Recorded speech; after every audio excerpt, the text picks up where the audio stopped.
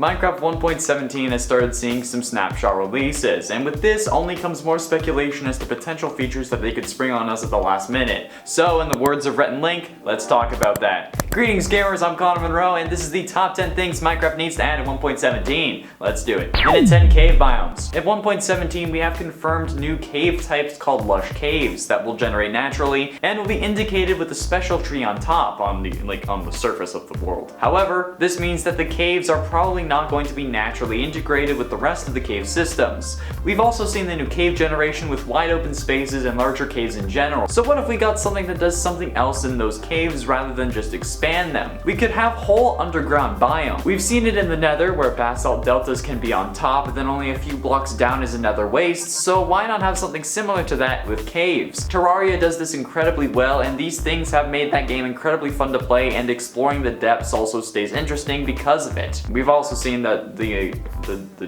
deep dark, I think they're calling it, is going to be like another biome that's under everything, so like it's possible. Minute 9, digging to the Nether. Speaking of things Terraria has, what about digging to hell? I'm tired of telling people who tell me to go to hell that I'll dig there myself without actually being able to do it. Bring on the fire and brimstone! There's always been this idea that you could dig to the Nether, be it in catchy parody songs about moving to the Nether or a grass-loving mayor who wants to abolish the beautiful native mycelium, who makes a giant hole every Hermitcraft season before going to the Nether, thus resulting in plenty of green delivery mechanisms because green is impatient. Digging to the Nether has always been a dream. While sure they could have added this in the Nether update or even with mods, with the world already getting new areas at the deepest depths, it could be cool for that area to serve as a warning before heading to hell. Terraria does this and we've been dreaming about it. We've made it into mods, we've made songs about it. It's deep underground, past the bedrock, you know. We do it as a story point in plenty of series, so please add it to the game, Mojang. Minute 8, useful amethyst. Amethyst is currently a useless block. Only the shards are used for a couple things, and the blocks themselves only really sound nice when you're walking on them.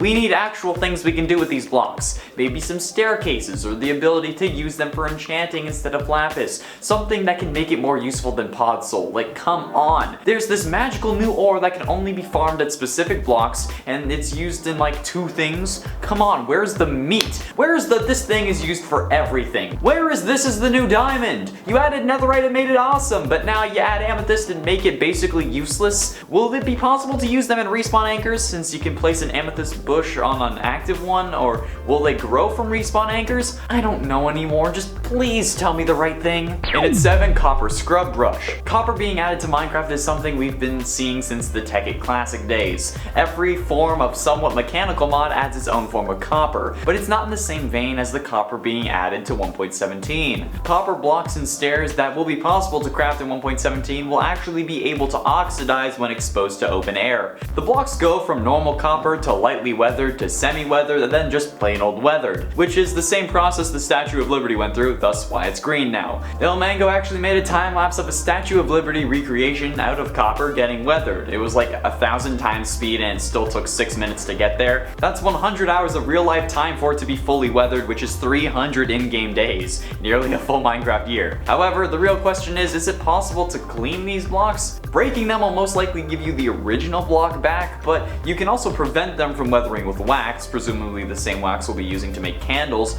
but will there be a way to revert already weathered copper? There should be, so add a scrub brush that makes it take a while for a really weathered block, like make me feel the pain of scrubbing. Also, as of snapshot 20W45A, waxed lightly weathered cut copper stairs is the longest name in game. Minute 6, lore clues. Minecraft lore does exist, so much so that Ravagers being afraid of rabbits was against the lore so bad that they had to remove it. So what's the bigger picture? Well, currently MapHat is working on that along with Minecrafters like Dream, who appeared in his most recent video about the Warden. But a lot of their research is based on spawn mechanics and mob behavior, so it can't be 100% conclusive. Unless someone like Jeb cares a whole awful lot, the lore will never get solved. It's not gonna truly get solved unless they start adding some FNAF style lore hints to the game. Hell, even release a series of short stories with lore reveals in there for all I care. Or even add more things to Minecraft dungeons. It's how we figured out that souls are a thing in Minecraft and are used by evokers to create vexes, so please just give us something. Halfway through number 5, the Moo Bloom. The Minecraft 1.17 update had yet another public vote for what mob we wanted to see added into the game. game. These choices were the Ice Logger, an ice-themed illager from Minecraft Dungeons that would be a new enemy that would live on top of the game's new tallest mountains and then throw clouds of ice at you, the Glow Squid from Minecraft Earth that is just a squid that glows, and the Moo Bloom, a fan favorite from Minecraft Earth that is another cow along the same lines as the Mushroom, but flowers and absolutely beautiful and adorable. But what did people vote for? Yeah, the squid. Now, I'm not one to judge, but I'm judging hard on this one, boys. Why the frickin' squid? We could have established the cow as one of the gods of the Minecraft universe, being able to transform into anything. They would also be friends with bees. Do you know how adorable that would have been? But no, instead you vote for the damn squid that glows. The squid is already more useless than a freaking golden pickaxe with efficiency 5. You wanna add another one? The damn vote page even says that it's exactly like the normal squid, but it glows like Enderman eyes. It won't even emit light. God damn it. Mojang, please, for the love of all cows that are holy because they can transform into anything, add the Moo Bloom too.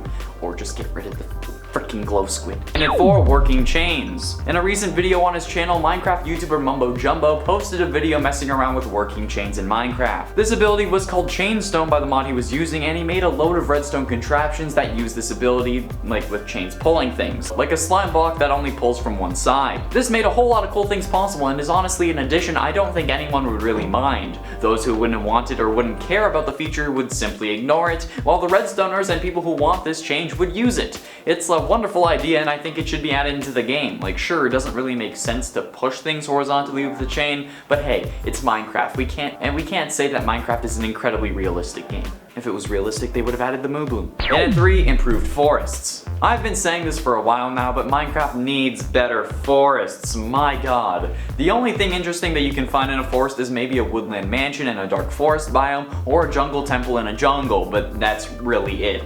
So I'm here to present you multiple things that you can do to add to forests. Adding sub-biomes to forests, maybe making a sub-forest where mobs can spawn no matter the light level. Adding more beehives or something to do with more interesting bees since you didn't add the damn Moo Bloom. An abandoned house maybe, left over by an ancient race of builders perhaps. Or just more variety in what we can find. I know that forests are probably gonna get their own update, but come on, give us something. Anything to look forward to with caves and cliffs. I'd even take a freaking Ent at this point, or a Lorax. Please, something.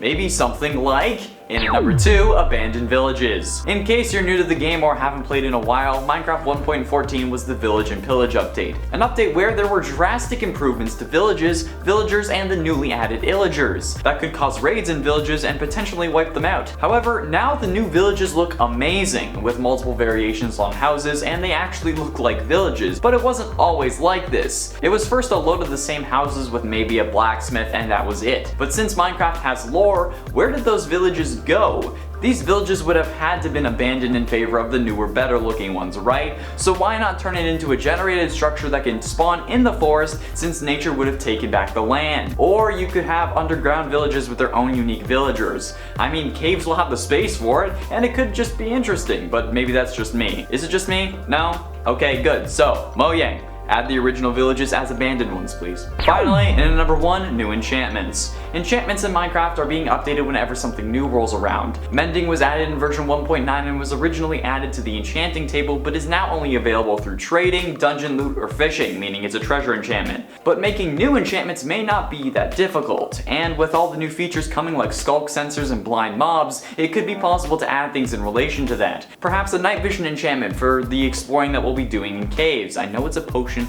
but an enchantment would be much more useful. Or a muffle enchantment to defend against skulk sensor traps, since we all know that they're gonna happen. And they'll be undetectable, so maybe something like that could be useful. It could be a treasure enchantment like mending so that it would be harder to get, but it would be extremely helpful. And hey, maybe we can get a blindness curse like the Curse of Binding that we could use to troll our friends. Could you imagine Curse of Binding and blindness? Yikes. There we have it, friends, the top 10 things Minecraft needs to add in 1.17. Thank you all so much for watching. I have been in Showerman Connor Monroe, and I'll see you in another video.